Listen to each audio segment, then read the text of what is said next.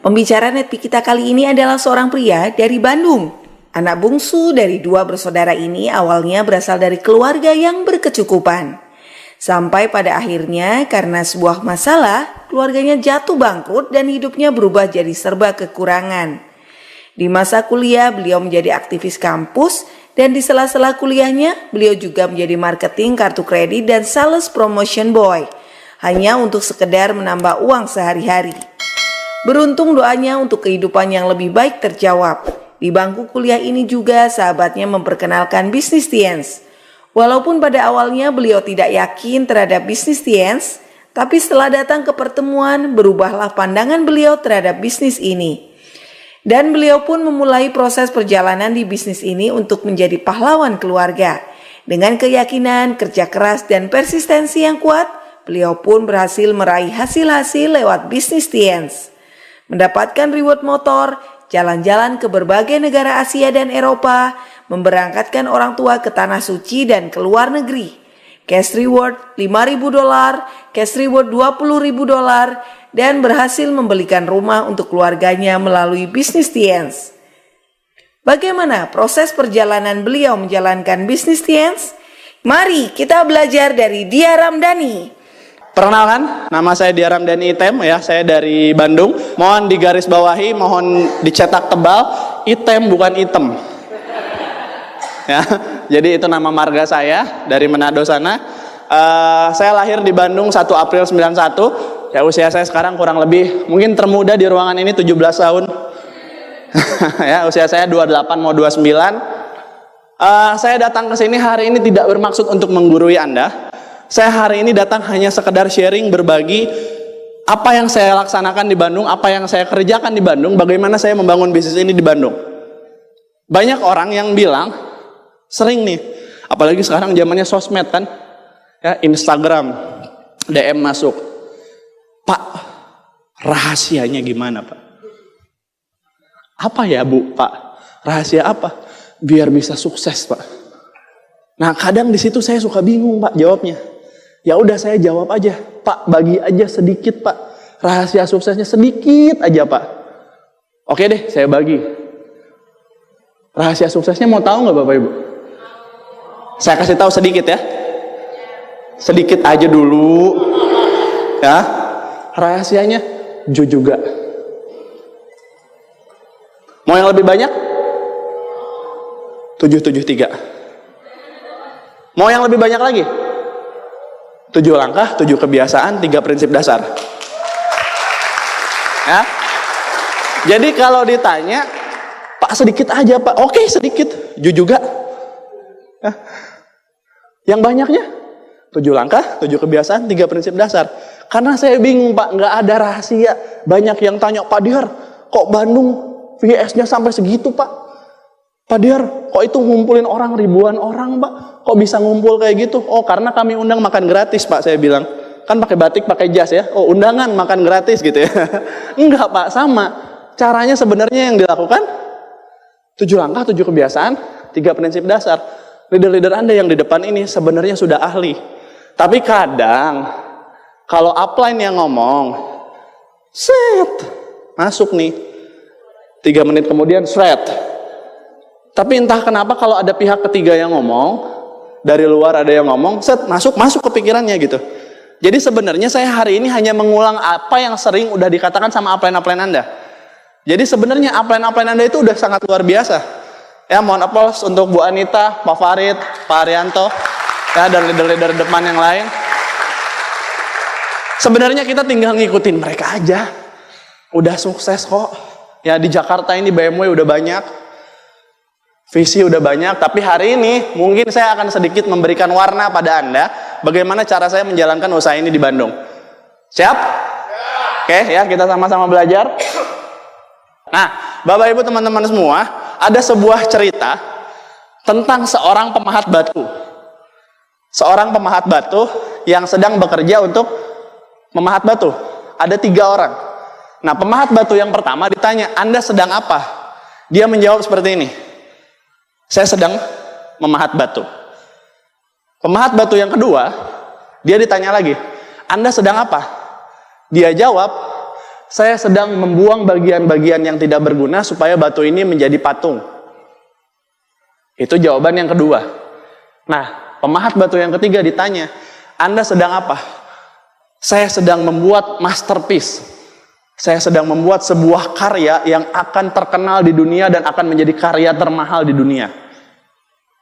Anda ngerasain gak perbedaannya di mana? Sama-sama memahat batu, tapi jawabannya berbeda. Yang pertama mungkin hanya sekedar memahat batu. Yang kedua sedang membuat patung. Tapi yang ketiga sedang membuat masterpiece. Menurut Bapak Ibu teman-teman semua, hasilnya akan berbeda nggak? Pasti beda. Itulah yang namanya visi. Walaupun awalnya sama-sama batu. Tapi karena dengan visi yang berbeda, hasilnya pun akan berbeda. Nah, itulah yang kita sebut dengan visi, Bapak Ibu. Ya. Dan di bisnis ini, penting nggak sih yang namanya visi? Penting, Pak.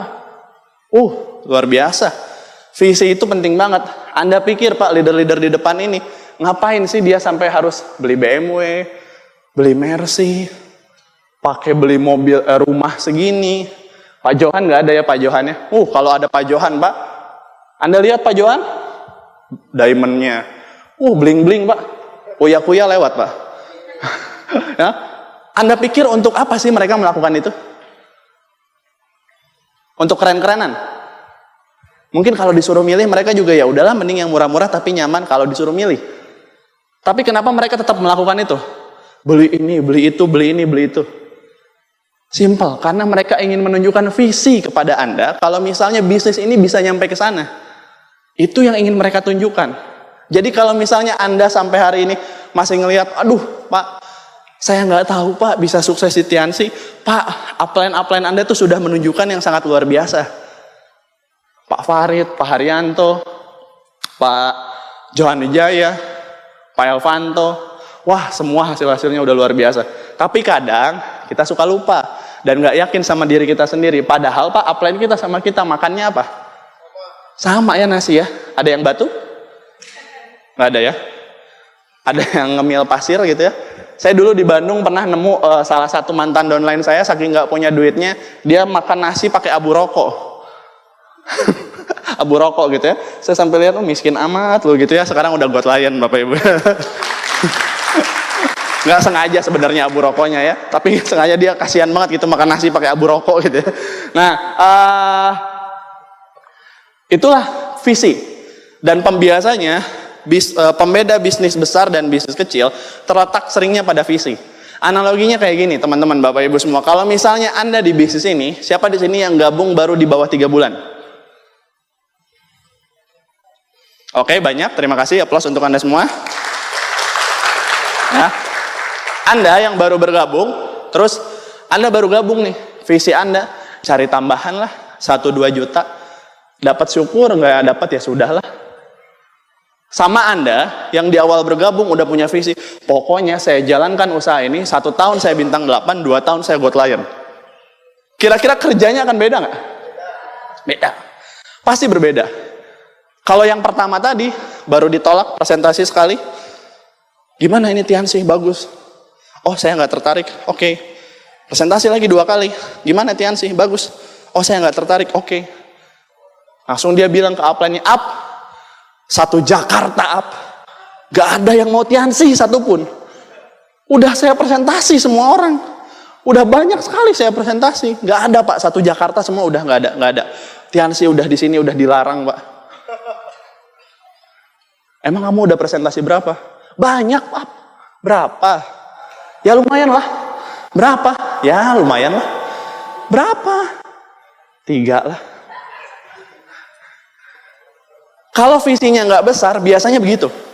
Ditolak sekali, ditolak 2 kali, ngedown. Tapi kalau visinya besar, Pak, dia ketemu orang, tertarik nggak? Oke, skip next. Dia ketemu orang, tertarik nggak? Skip next. Oke, ketemu orang lagi, skip next, sampai akhirnya dia benar-benar jadi got lion, Bapak Ibu. Dia nggak takut dengan penolakan, ya. Nah, itulah pembedanya. Visi besar akan membawa kerja besar. Dan yang terpenting, sejauh mana Anda melihat diri Anda sendiri di usaha ini, ya. Ini hari ini kita akan VS ya.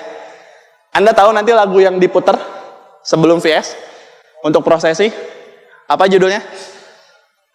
Santorini ya. Yang penyanyi Yani, bukan penyanyi ya, yang ininya Yani ya. Santorini. Kalau saya dulu, saya nggak tahu dengan Anda, Pak. Kalau saya dulu, pertama kali saya datang VS, saya ngedenger lagu itu, saya merinding. Merindingnya bukan karena dengar lagunya, tapi merinding karena dengar nama-nama orang yang dipanggil, Pak. Ya, Anda bisa tahu kan?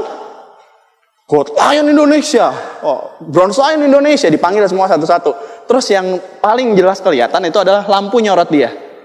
Dia jalan dari belakang ke depan, lampu disorot. Kalau Anda sadar, itu adalah penyorotan untuk seorang pemenang, Pak. Untuk orang-orang yang sudah berprestasi di usaha ini. Kelihatannya orang yang dipanggil gagah-gagah nggak? Gagah, Pak.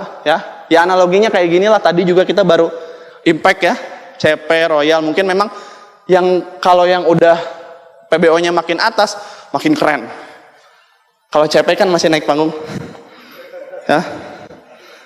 Pas mau ngomong, gitu ya. Gitu ya. Udah siap-siap. Nama. Itu CP ya biasanya ya. Nah, tadi ya Anda jangan baper, Pak. Berarti memang sudah Tuhan itu sudah mewajibkan Anda untuk next jadi crown. Ya.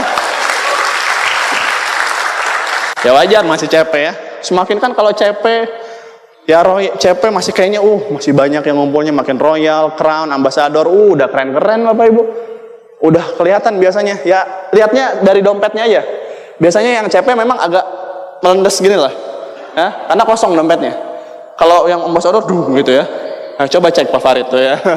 Nah, itu Bapak Ibu, ya. Nah, begitu pula dengan yang lagu yang diputar itu loh, Yani Santorini itu. Anda pernah nggak membayangkan diri Anda yang dipanggil namanya? Kalau saya, Pak, dulu saya sering aminin dan sering saya bilang suatu saat nanti nama saya yang dipanggil. Dan hari ini itu terjadi. Dulu saya sering afirmasi, Pak.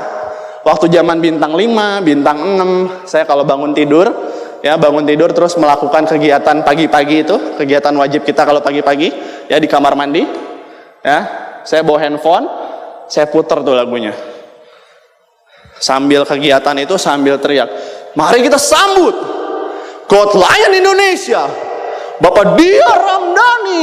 Di luar ada yang teriak, oi, katanya. Berisik katanya.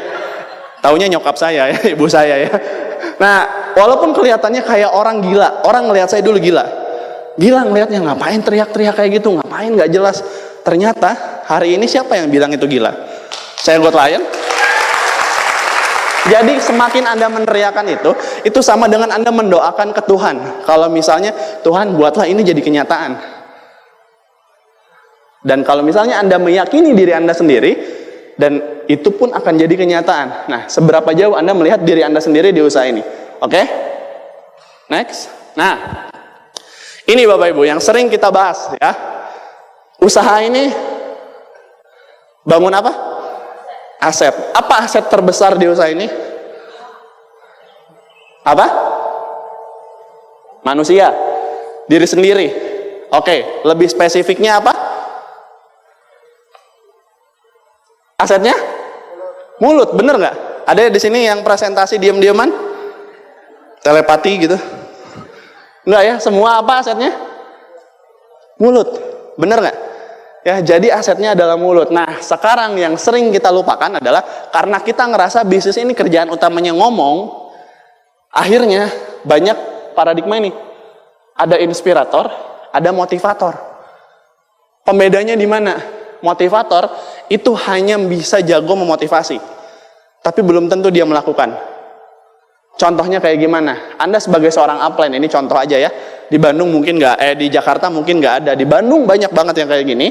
Nah, Anda seorang upline misalnya, sering ngomong, hey bro, Don, ngomset dong, biar bisa CP bulan ini. Lu presentasi dong, biar silver planner. Lu begini ya, lu begitu ya. Ngomongnya begitu. Terus upline-nya ngapain? Kalau upline ngapain? Ya ini dong, COC dulu. Kalau nggak apa, Mobile Legend sekarang ya lagi ini ya. Mobile Legend dulu lah.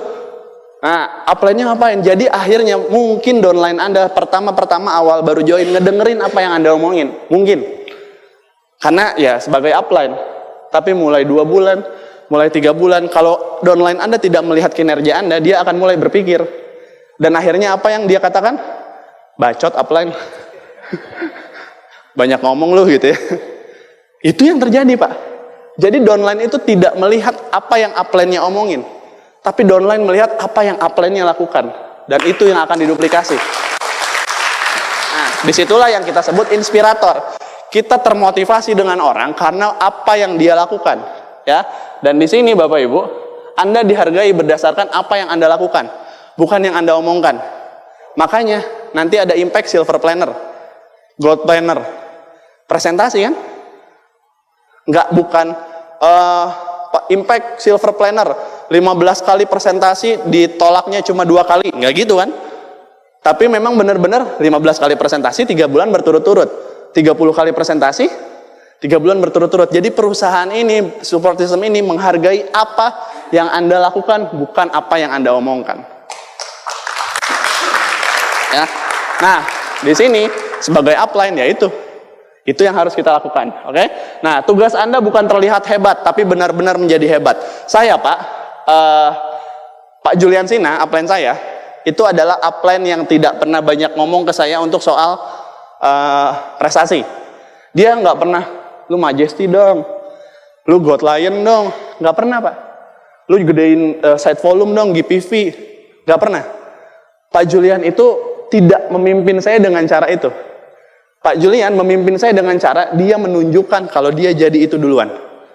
Dia jadi Majesty, dia jadi God Lion, bentar lagi akan jadi Diamond, dan dia punya GPV juga besar, kelebarannya besar. Saya yang melihat itu, Pak, saya jauh lebih ingin bergerak karena melihat bukti itu. Melihat bukti upline saya bekerja. Daripada kalau upline saya hanya sekedar ngomong, mungkin saya nggak akan bergerak. Tapi karena upline saya membuktikan, itu membuat saya bergerak, Pak. Jadi kalau Anda sebagai upline ingin downline Anda bergerak, Anda dulu yang banyak bergeraknya. Anda dulu yang harus memulainya. Ya. Nah, aksi berbunyi lebih keras dibandingkan ucapan. Ini sedikit cerita, Bapak Ibu, teman-teman semua. 2013 sampai 2017, ini ada sedikit mungkin aib dari grupnya Pak Julian ya, nggak apa-apa ya.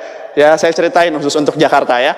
Nah, jadi dari 2013 sampai 2017 itu tidak pernah ada yang PBO-nya di atas Crown selain Pak Julian.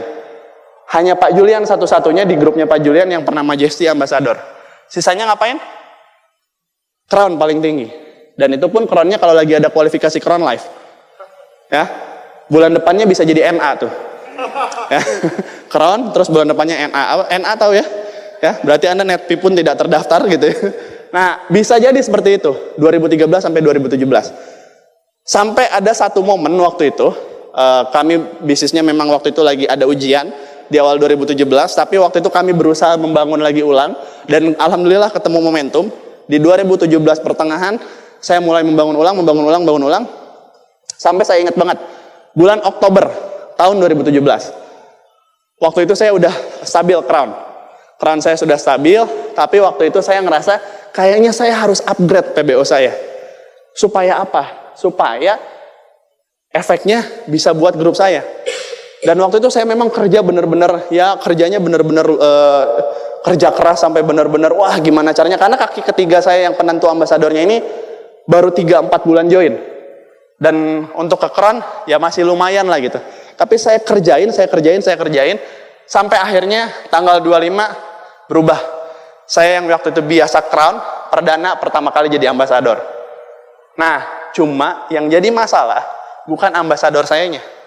Setelah saya ambasador, bulan depannya Pak Rocky ambasador. Bulan depannya lagi Pak Iqbal ambasador. Bulan depannya lagi bertambah lagi. Sampai akhirnya ada di titik kadang saya udah nggak kenal ambasador saya siapa. Jadi yang saya pelajarin dari situ Bapak Ibu adalah kita sebagai upline, tugas kita adalah membuka pintunya supaya tim kita bisa masuk. Tugas kita sebagai upline adalah membuktikan dengan prestasi. Ketika kita buktikan, downline kita akan melihat dan mereka akan menduplikasi. Itu yang benar-benar harus kita lakukan. Jadi kalau Anda di sini yang saat ini, aduh pengen deh punya downline ke Royal Weekend bawa 20 orang, bawa 10 orang. Tugas Anda apa? Ya lolos dulu Royal Weekendnya. Pengen deh bawa ke live 10 orang, 20 orang. Ya Anda harus lolos dulu. Anda gimana caranya bisa pengen bawa banyak orang ke live, bawa banyak orang ke Royal Weekend kalau Andanya sendiri pun belum lolos. Jadi tugas Anda adalah bukain pintunya. Anda harus lolos dulu. Ya, ada kualifikasi Royal Weekend bulan ini. Mungkin saat ini banyak yang lagi berjuang habis-habisan. Sekarang tanggal berapa? 23 ya. 23 masih ada 2 hari lagi. Mungkin sekarang banyak yang lagi, up, sedikit lagi up, ini royalnya up. Masih kurang up, dikit lagi up. Kurang berapa? Ya 3 CP lagi up. 3 CP ya. Berarti selama ini ngapain aja ya, baru tupo doang up gitu ya. Nah, apapun ya, walaupun ya saya tahu selama Anda ikhtiar, selama Anda melakukan kerja keras semaksimal mungkin, hasil pasti akan diberikan oleh Tuhan. Dan Tuhan pasti akan memberikan hasil kepada Anda di waktu yang tepat. Tugas kita sebagai manusia ya ikhtiar semaksimal mungkin. Udah, itu aja. Jadi masih ada bulan ini sampai bulan depan Royal Weekend, maksimalkan. Anda lolos, kalau Anda bisa lolos bulan ini, bulan depannya Anda bisa fokus untuk bawa tim sebanyak-banyaknya. Ya. Oke, next. Nah, cetaklah banyak orang hebat. Ingat, bisnis ini itu faktanya adalah bukan bisnis yang bisa kita jalankan sendirian. Kalau Anda pengen passive income yang sering kita bahas di OP, kerja sama dengan penghasilan. Kalau nggak kerja, nggak ada penghasilan. Kerja, bangun aset, ketika asetnya sudah terbentuk, asetnya akan menghasilkan passive income. Nah, di bisnis ini Bapak Ibu teman-teman semua, kalau misalnya Anda hanya kerja asal-asalan, aset Anda nggak akan pernah terbentuk. Jadi tugas Anda harus ngapain? Tugas Anda adalah harus banyak cetak orang hebat, bukan menjadi hebat sendiri. Ya, yang pertama, jangan mau terlihat hebat sendiri, tapi perbanyaklah orang yang hebat di jaringan Anda. Ingat, kalau saat ini Anda sudah royal, terus Anda ngerasa, wah, royal, gue royal bro, baru join 2-3 bulan doang bro, udah royal. Udah beres perjuangannya? Belum Pak. Tugas Anda berikutnya adalah mencetak lebih banyak lagi royal di jaringan Anda. Kalau Anda sudah crown, tugas Anda cetak lebih banyak crown di jaringan Anda. Jadi jangan pernah ingin hebat sendirian, tapi Anda harus banyak cetak orang hebat. Ya, semakin banyak orang hebat, maka semakin cepat Anda freedom. Saya di usaha ini, saya ini lahir dari latar belakang yang dulu introvert. Ya, jangankan, ya nanti saya cerita di VS seperti apa detailnya. Tapi saya ini orang yang dulunya Pak, kalau ngobrol sama cewek, saya nggak berani tatap matanya. Dulu Pak, kenapa? Ya zinah mata Pak ya. Karena saya saking nggak pedenya, jangankan cewek, cowok aja saya nggak berani. Saya kalau ngobrol sama orang, saya lihatnya ke sini. Saking dulu introvertnya. Hobi saya adalah ngurung diri di kamar, main game. Hobi saya dulu. Terus akhirnya, ketika harus berurusan dengan usaha ini, kan urusannya sama manusia ya. Itu hal yang paling saya malesin tuh. Ngobrol sama manusia, mikirin masalah orang. Paling dulu, zaman dulu Pak, mikirin masalah sendiri aja udah pusing. Ini harus mikirin masalah orang. Ada downline ke saya yang konsul, saya mau cerai, Gua nikah aja belum pernah. Belum konsul minta cerai gitu ya. Janganlah gitu bilang gitu ya. Nah, jadi aneh-aneh ya, masalah-masalahnya aneh-aneh. Tapi yang saya pelajarin adalah di bisnis ini memang kita harus banyak berurusan dengan orang. Dan intinya sebenarnya ada kalimat yang sering kita dengar, people don't care how much you know until they know how much you care. Theodore Roosevelt. Ya. Yang artinya dilarang merokok di ruangan ini ya.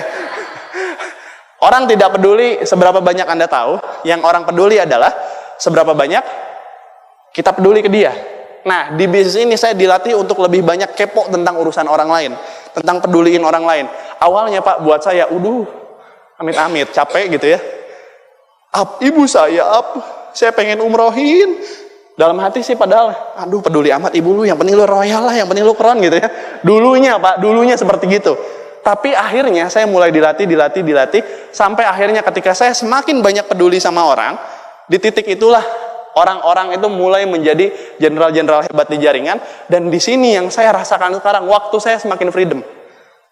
Ketika kita sudah banyak mencetak orang hebat, Anda akan semakin freedom. Anda akan semakin bebas. Itu yang benar-benar terjadi. Dan berikutnya, orang hebat di jaringan Anda digambarkan dengan berapa banyak orang yang mengikuti PBO di jaringan Anda. Atau parameter bisnis One Vision. Kenapa sih harus ngikutin PBO? Karena PBO ini adalah peta. Nah, saya nggak mau dibilang cuma ngomong doang, Bapak Ibu ya. Takutnya dibilang, wah Pak Diar mau ngomong doang, nggak tahu kan di belakangnya gimana. Nah, saya mungkin sedikit tampilin, tapi ya ini saya nggak bermaksud cross-lining atau apa, dan saya juga nggak pernah liatin ini di sosial media. Tapi yang saya liatin ini khusus untuk Jakarta, bolehlah saya liatin.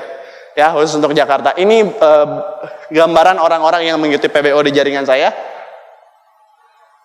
Ya, kurang lebih ada sekitar sampai hari ini 915 CP, 216 Royal, 53 Crown, 9 Ambassador, 1 One Majesty, 2 Two Majesty. Kok bisa, Pak? Nggak ngerti. Saya cuma kerja keras aja. Cuma melakukan hal yang tadi aja. Nggak kerasa, ternyata sampai ke titik yang sekarang. Bahkan, Pak, ini kalau misalnya Anda lihat, ini yang Two Majesty-nya ini downline saya, Pak Rocky. Ya, saya di One Majesty, dia di Two Majesty. Jadi ketika Anda kerja keras di usaha ini, Anda akan nggak kerasa, bahkan banyak muncul orang-orang yang lebih hebat dari Anda di jaringan Anda. Jadi kerjalah mengikuti PBO. Bangunlah CPM 1, ya sekarang lagi sering CP minggu pertama, CP minggu kedua, Royal minggu ketiga, dan bisa Crown di minggu keempat. Bangun dari hal itu aja dulu. Konsisten terus, duplikasikan terus-menerus. Ya walaupun yang namanya Pak di lapangan, Pak, nggak segampang itu, Pak, nggak segampang ngemeng. Ya memang iya. Tapi kan ya tugasnya ngapain? Ya terus konsisten aja lakuin. Saya pun begitu. Pak, saya juga dulu NA, Pak. CP juga enggak. Dulu saya NA, ya apalagi kalau lagi nggak ada kualifikasi PBO, males banget netpi 115.000. NA aja nggak apa-apa. Dulunya begitu. Tapi ketika saya mulai merubah budaya, mulai saya membangun sistem dengan benar, ini yang saya dapatin sekarang. Dan ya alhamdulillah, Pak, sekarang saya mulai ngerasain yang namanya kebebasan finansial, kebebasan waktu, saya mulai rasain. Seenggaknya kalau ke kafe kan udah nggak lihat kanan tapi lihatnya kiri. Ya, kanan. Kalau kanan kan saya, Rp1.000. Aqua gelas, ini aqua gelas terbaik yang ada di dunia ini. Oke, aqua gelas 1 gitu ya. Nah dulu saya begitu ya. Nah sekarang kan udah mulai enggak. Karena apa? Mulai freedom. Banyak orang-orang yang sudah mengikuti PBO. Ya, dan saya doakan hari ini hanya gambaran dari saya. Tapi next, Anda semua yang di Jakarta bisa memiliki bisnis seperti ini, bahkan jauh lebih besar. Ya. Nah, ini beberapa masalah yang sering kita keluhkan ke upline dan mungkin penyebabnya ya. Nah, biasanya ada yang bilang, Pak, lagi musim liburan, Pak, susah ngundang orang. Lagi hari raya, tahun baru, susah, Pak, ngundang ke OP, Pak. Karena kadang-kadang kalau lagi hari raya ini, susah, Pak. Nah, pertanyaan saya, emangnya hari raya bareng ya? Contoh misalnya Natal sama Lebaran bareng gitu. Atau contohnya misalnya hari raya apa bareng. Kan enggak ya? Nah, kenapa Anda nggak kalau misalnya, Pak, kan lagi Lebaran, Pak, ya Anda kenapa nggak presentasi orang yang nggak Lebaran? Pak, kan lagi Natal, Pak, saya orang-orang prospekan saya lagi pada Natal semua. Ya Anda presentasi orang yang nggak Natal lah. Nah, kadang masalahnya bukan di hari rayanya, tapi di sini. Pikiran kita yang memenjarakan. Jadi akhirnya ya udah malas. Intinya sebenarnya malas aja gitu untuk bergerak. Nah itu. Terus next. Nah sudah lama, Pak, saya nggak pertemuan, jadi saya nggak semangat. Kenapa nggak datang pertemuan? Malas, Pak, kalau ke pertemuan pasti itu lagi. 2 kunci penting. Tuh Pak Farid pasti mau ngomong itu tuh. Udah tahu tuh. Udah 100 kali, Pak, saya datang OP, Pak. Pak Haryanto nih pasti ngomongnya ini lagi. Tuh kan benar kan tuh ngomongnya itu kan. Pak, saya belajar waktu awal-awal saya jalanin usaha ini, saya memang dulu pernah menghasut upline saya untuk nggak datang pertemuan. Jadi kan saya sama Pak Julian memang udah sahabatan dari lama sebelum Tiansi ya. Jadi pertemuan OP ke-1, OP kedua masih hadir. Pas OP ketiga, saya bilang, Pak Jul udah chat saya. Yar, OP kita, kata. Terus saya bilang, Jul, ini kan OP. Lu udah datang kan 3 kali. Terus materinya gimana? Ya gitu, apa yang dibahas? 2 kunci penting. Iya. Terus ngapain diulang-ulang? Udah ngerti, saya bilang. Terus Pak Jul dengan karena waktu itu masih baru juga, sama-sama masih bintang 4. Oh iya ya, dia bilangnya. Terus akhirnya kita dua-duanya bolos OP. Ya, besoknya ketemu sama Pak Dimas ceramahin Bapak Ibu ya. Dari situ bertobat. Nah, jadi maksudnya saya aja dulu adalah orang yang seperti itu. Ngehasut upline saya untuk nggak datang OP. Karena yang dibahas 2 kunci penting lagi, bosen. Jujur-jujuran sama saya, Pak. Di sini siapa yang udah hadir ke OP lebih dari 10 kali? Oke, banyak. Bosen nggak? Jujur. Apalagi nih kondisinya yang masih bintang-bintang awal biasanya ngeluarin motor, bonnya bocor, cek dompet, sisa ceban, di dalam udah teriak, kemana lagi, keluar terus, lu keluar awas aja lu, nggak usah balik lagi sekalian, di dalam ada yang teriak gitu, mikir kita, OP sih gitu-gitu aja ya, pertanyaan saya, datang nggak? Jujur aja, nggak apa-apa kok. Biasanya berat, betul ya? Biasanya berat untuk datang, tapi di situ Pak yang justru membedakan seorang pemenang dan seorang pecundang. Karena pemenang pasti tidak melakukan hal-hal yang dilakukan oleh pecundang. Pasti ada hal yang berbeda. Nah, makanya dari situ saya belajar Pak. Walaupun memang itu diulang-ulang, karena saya juga sering dengar the mother of knowledge is repetition. Ilmu induk dari segala ilmu pengetahuan adalah pengulangan. OP memang diulang-ulang Pak. Bosen, saya juga bosen. Beneran, serius saya bosen. 2 kunci penting lagi, tepuk tangan, berdiri, tepuk tangan, berdiri. Aduh, capek juga dipikir-pikir gitu ya. Tapi saya ngelihat upline saya Pak. Saya udah ke OP mungkin ratusan kali. Saya udah 7 tahun di usaha ini. Februari 2013 saya gabung. Sekarang pas 7 tahun Februari ini, upline saya pun mungkin udah ratusan kali dan saya bosan. Tapi pas saya lihat salah satu upline saya, peringkatnya Director 5 Diamond, kebetulan satu OP sama saya, Pak Rizky Kanata. Dia terus datang OP. Kalau saya bosan, mungkin orang yang satu ini udah muak abis-abisan Pak. Iyalah. Dia terus-terusan dari tahun 2002 kalau nggak salah. 2002 dia sampai 2020 sekarang datang OP terus tiap minggu. Bosan nggak? Bosan amat Pak. Kalau saya jadi dia udah muntah Pak. Tapi pertanyaannya, kenapa dia tetap hadir? Karena pas saya tanya, Pak Rizky, kenapa Pak tetap konsisten datang OP? Jawaban dia simpel, karena saya tidak melihat cara lain untuk membangun bisnis ini selain dari pertemuan. Jadi itu, ya udah pertemuan, ada prospek nggak ada prospek, lagi malas, lagi nggak jalan, lagi ngedown, lagi apa, datang, oke? Nah, terus teknis jualan mungkin terganggu, tehnya Pak habis Pak, zinknya inden, mooncourt inden. Nah, yang saya bingung, produk Tianxi kan banyak, bener nggak? Kenapa kalau misalnya salah satu produk inden dan belum ada lagi, memang berarti Tuhan pengen Anda memasarkan produk yang lain. Ya udah, Anda nggak perlu menjadikan itu alasan untuk, aduh inden Pak, susah Pak. Aduh Pak, yang online misalnya, Facebooknya Pak, keblok Pak. IG-nya, yang offline, aduh Pak, orang-orang saya udah capek bagi-bagi jualan teh Pak. Sampai muka saya ini mirip-mirip Yang Ziti gitu ya. Nah, apapun, tapi yang harus kita ingat adalah, ya kita sebagai pemimpin harus siap untuk dengan perubahan. Ketika ada teknis yang terganggu, siaplah untuk merubah cara kerjanya. Caranya gimana? Ya Anda lah yang harus menemukan.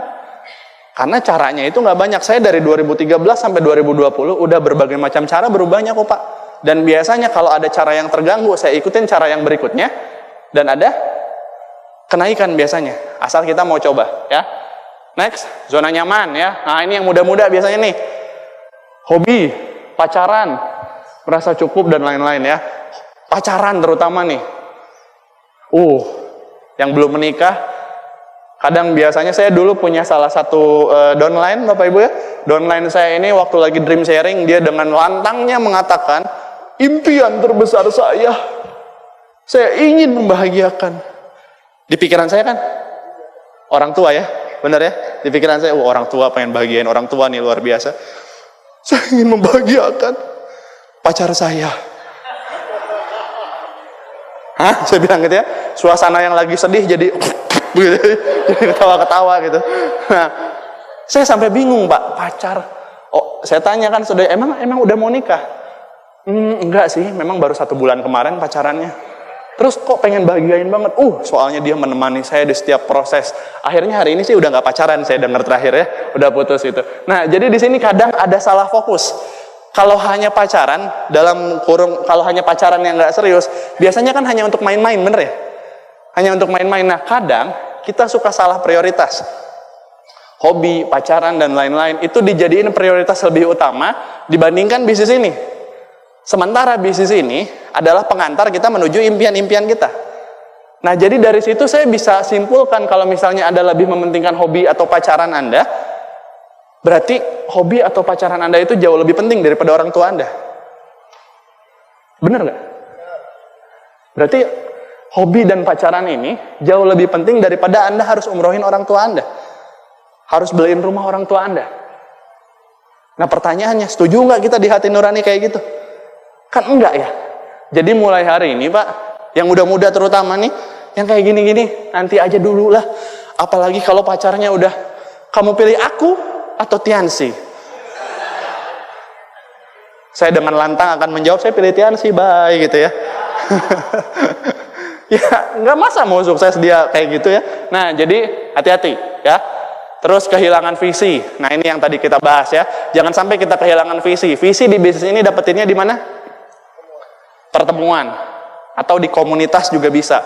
Jangan sering-sering Anda jauh dari upline. Karena biasanya ketika jauh dari upline, susah Pak dapat visinya. Kadang saya suka ketemu distributor yang, aduh Pak, saya tuh lagi nggak semangat. Kenapa? Ya soalnya saya juga udah jarang ketemu upline. Kenapa Pak nggak mau ketemu upline? Kenapa ya? Kenapa ya Pak? Kalau ketemu upline tuh suka dimotivasi.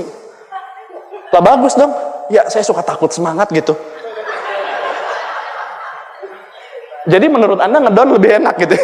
Nah, hati-hati Pak, jangan pernah jauhin upline Anda, jangan pernah jauhin pertemuan. Terus ada di komunitas ini. Karena di komunitas ini walaupun bisnis Anda lagi dalam kondisi apapun, kalau Anda terus ada di komunitas, Anda akan terus tergesek dan Anda akan terus bergerak Bapak Ibu. Ya. Nah, coba Anda cek kembali hal-hal ini ya. Apa kinerja Anda masih sama? Terus berikutnya, masihkah Anda melakukan hal basic?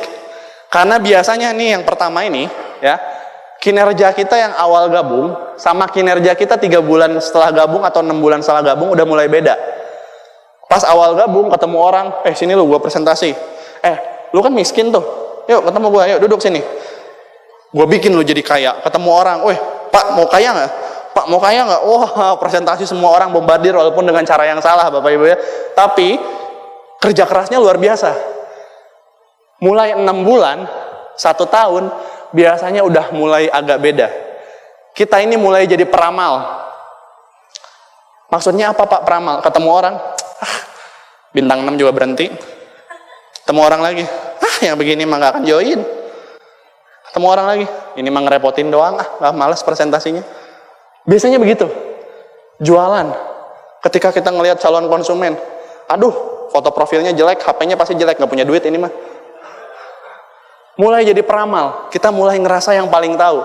Hati-hati Pak, kalau Anda ngerasa bisnis Anda sekarang udah nggak mulai kenaikannya mulai turun gitu ya, momentumnya, itu biasanya kinerja kita udah mulai berbeda. Ya, terus berikutnya, masihkah Anda melakukan hal basic? 7 langkah, 7 kebiasaan, 3 prinsip dasar, Anda coba cek kembali. Terus, bagaimana yang terpenting? Hubungan Anda dengan upline Anda. Ini biasanya faktor X yang sering terjadi di bisnis ini. Karena di awal-awal sama upline ngedengerin, siap up, laksanakan up, oke up, gaskeun up. Ya, sekarang bahasanya gitu ya, gaskeun gitu. Awal-awal Pak. Mulai 3 bulan, 4 bulan, 5 bulan, hubungan sama upline mulai berbeda. Ada WA masuk, set. Julian Sina lagi. Wah, jangan buka WA dulu lah, nggak akan saya baca dulu. Telepon lagi. Aduh, diamin dulu, bilangin lagi di WC. Mulai kayak gitu. Biasanya hubungan sama upline-nya mulai renggang, mulai nggak baik.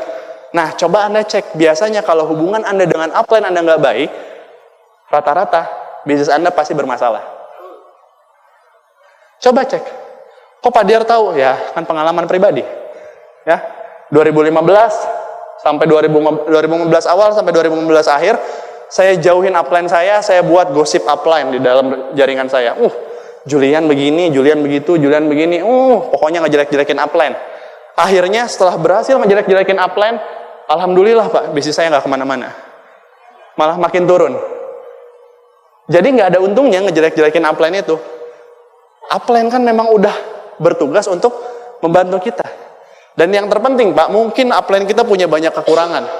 Entah itu mungkin Anda lihat, upline saya hitam Pak. Upline saya Pak, pas buka jaket kok agak semeliwir gimana gitu ya. Apalagi pas buka sepatu Pak. Apapun kekurangan upline Anda, ada 1000 macam kekurangan upline Anda, dia tetap punya satu kelebihan yang bisa mengalahkan 1000 macam kekurangan itu. Apa itu?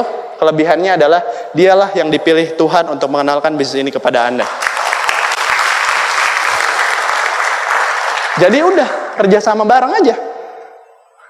Terima segala macam kelebihan kekurangannya. Bisnis ini butuh tim player yang kuat, teamwork yang kuat. Anda kerjasama bareng sama upline, jangan saling hina-hinaan, nggak ada manfaatnya. Ya, terus sikap positif jauh lebih penting. Ini yang sering kita bahas ya, Pak Luis juga udah sering bahas. Sikap terhadap diri Anda sendiri, sikap terhadap orang lain. Anda dengerin aja netping-nya Pak Luis. Terus, nah ini PBO dan 3 prinsip dasar adalah pegangan untuk panduan Anda. Ingat Bapak Ibu, edifikasi, konsultasi, no cross-lining. Jangan sampai kita lupa. Kadang cross-line-nya sahabat Pak. Terus akhirnya, sering bahas-bahasan. Sering bahas-bahas bisnis, bahas omset, bahas bonus. Kemana akhirnya bisnisnya? Nggak kemana-mana, hancur. Dan yang terpenting, ini, sikap terhadap orang lain. Di bisnis ini kita harus bersikap terhadap siapa? Upline, downline, crossline. Ingat batasannya masing-masing. Upline itu bukan atasan, tapi dia itu adalah orang yang paling peduli dengan kesuksesan kita. Sementara downline itu bukan bawahan. Jangan sampai Pak Anda ke downline Anda. Don, di mana? Lagi di jadwal up. Beres jadwal, datang ya ke saya ya, ke rumah saya. Ada apa? Ada meeting. Udah datang aja dulu, pokoknya ini penting. Iya, oke, siap up. Downline-nya datang. Gimana up? Apa yang bisa saya bantu? Oke, tolong bikinin Indomie ya. Ingat Bapak Ibu ya, downline itu, ini ceritanya kayak lucu-lucuan, tapi banyak yang seperti ini, menganggap downline itu bawahan. Menganggap downline itu adalah orang yang bisa kita suruh-suruh. Ingat, downline adalah rekan kerja. Kita ingin mewujudkan impian kita di usaha ini, tapi yang secara kita nggak sadar, ketika ada orang yang percaya dengan kita untuk tanda tangan dan akhirnya dia gabung, sebenarnya yang sudah lebih penting bukan impian Anda, tapi yang lebih penting adalah impian orang yang sudah percaya dengan Anda, mereka yang sudah menggantungkan impiannya di pundak Anda. Tugas Anda kerja sama mereka, wujudkan impian mereka, Bapak Ibu. Itu yang jauh lebih penting, ya. Nah, terus berikutnya, inilah, jadilah distributor bervisi besar. Ini yang harus sering kita ingat Bapak Ibu, visinya yang besar. Jangan hanya sekedar Anda kejar 1-2 juta Pak dari bisnis ini, karena itu terlalu mudah. 5 juta bahkan 10 juta terlalu mudah. Cobalah untuk perbesar visi Anda. Ya, Anda boleh zona nyaman, tapi ingat, grup Anda tetap butuh bimbingan Anda. Terus, masih banyak goals di depan mata. Anda yang sudah CP, kejarlah royal. Anda yang sudah royal, kejarlah crown. Anda yang sudah crown, jangan nyaman di crown. Masih ada ambassador, masih ada majesty, bahkan ada elite majesty. Dan itu yang harus kita ingat. Saya sempat dikasih kesempatan untuk main ke rumahnya Pak Luis yang di Kelapa Gading. Ya, nah terus di situ sama upline saya waktu itu. Nah terus di situ Pak Luis bilang dia dapat cerita dari Mr. Lee. Ini ceritanya Keren banget, saya sampai ngedengar ini sampai kaget gitu ya. Mr. Lee itu pernah bilang seperti ini. Louis katanya, wancang pang cing pong chang katanya. Mr. Lee ya ngomong ke Pak Louis kurang lebih seperti ini. Dia tanyakan penghasilan Pak Louis dan udah jelas miliaran. Terus Mr. Lee kasih selamat. Terus akhirnya Mr. Lee bilang seperti ini. Louis, tahukah kamu katanya, kalau misalnya ada orang yang berhasil menginjakan 100 juta pertama di bisnis ini, penghasilan 100 juta pertama, itu sama aja, dia sudah berhasil melangkahkan 1 langkah kakinya di tembok Cina. Anda tahu tembok Cina? Panjang ya. Nah, kalau Anda sudah sampai 100 juta, Anda sudah berhasil melangkah 1 langkah. Pertanyaan saya, Pak, yang 500.000 gimana? Ngelangkah juga belum gitu ya, baru melihat gitu ya. Itu kata Mr. Lee. Anda kebayang, founder Tienz seperti itu visinya. Dan memang sudah terbukti, di China sana sudah banyak orang-orang yang penghasilannya belasan miliar, puluhan miliar. Pak Louis pun sudah miliaran. Nah, Anda yang baru 100 juta tuh baru 1 langkah. Jadi Bapak Ibu, visi kita tuh masih panjang. Ingat, jangan nyaman dengan hanya 10 juta, 20 juta. CP Royal Crown, terus kejar sampai ke batas yang Anda bisa terus tentukan. Ya, Anda sendiri yang tentukan. Nah, perubahan hidup Anda berdasarkan kinerja Anda hari ini, stay hungry, stay foolish. Bapak Ibu, seorang singa yang kenyang sama sekali tidak pernah berbahaya. Singa yang kenyang itu mungkin hanya ngelihat mangsanya, dia hanya diem. Tapi singa yang lapar, dia jauh lebih berbahaya dan dia jauh akan menerkam mangsanya. Jadi Anda kalau ingin di bisnis ini besar, tugas Anda satu, jadilah singa yang lapar Bapak Ibu. Teruslah merasa bodoh dan teruslah merasa lapar.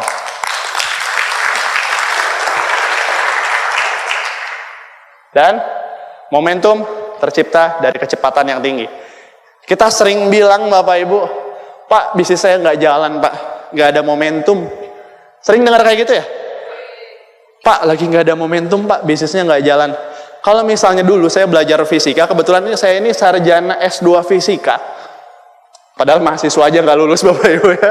Nah, dulu waktu SMP, saya pernah dengar pengertian momentum. Momentum itu artinya adalah apa? Betul, Pak. Kecenderungan benda bergerak untuk terus tetap bergerak. Makanya sering dikaitkan dengan mengayuh sepeda. Sepeda yang dikayuh di awal terasa berat, tapi karena terus-terusan dikayuh, akhirnya ringan. Nah, jadi kalau kita sepertikan di bisnis ini, yang harus kita ingat, momentum itu bukan tercipta ketika kita tunggu. Momentum itu bukan tercipta ketika lagi datang tiba-tiba momentum lagi diem. Enggak Pak, Bu. Momentum itu tercipta ketika kita terus memastikan diri kita bergerak dan tidak pernah berhenti, Bapak Ibu. Jadi kalau Anda ingin momentum yang cepat, terus lakukan Pak. Terus bergerak. Dan dari pengalaman saya, kalau Anda hanya jualan saja, biasanya nggak pernah ketemu momentum. Mungkin jualan Anda bisa naik, mungkin omset Anda bisa naik, tapi untuk ketemu momentum, kayaknya enggak. Biasanya momentum tercipta dari pertemuan bersyarat ke pertemuan bersyarat. Berapa banyak orang yang Anda bawa ke pertemuan, berapa banyak orang yang Anda bawa ke pertemuan bersyarat, itu yang bisa menciptakan momentum. Lagi Anda kualifikasi Royal Weekend, Anda pastikan tembus. Royal Weekend sekarang Anda bawa berapa? Royal Weekend berikutnya Anda bawa lebih banyak lagi. Itu yang memastikan momentum Anda akan jalan di bisnis ini Bapak Ibu. Kita sama-sama belajar, ternyata hidup kita itu ditentukan oleh kesempatan-kesempatan yang setiap hari mungkin kita dapetin. Tapi mungkin kadang kita sering nyanyain kesempatan itu. Mungkin kadang kita bilang, malas deh, masih ada besok. Ketemu jadwal presentasi, diundur dulu lah, masih ada besok. Ketemu ada home meeting, diundur dulu lah, besok aja. Yang nggak kita sadarin adalah, mungkin sebenarnya kesempatan-kesempatan itu yang bisa mengubah bisnis kita jadi jauh lebih besar. Tapi sering kita lewatin. Jadi hari ini Bapak Ibu teman-teman semua, saya ingin kita semua, mulai dari hari ini, sama-sama, untuk selalu setiap hari menjadi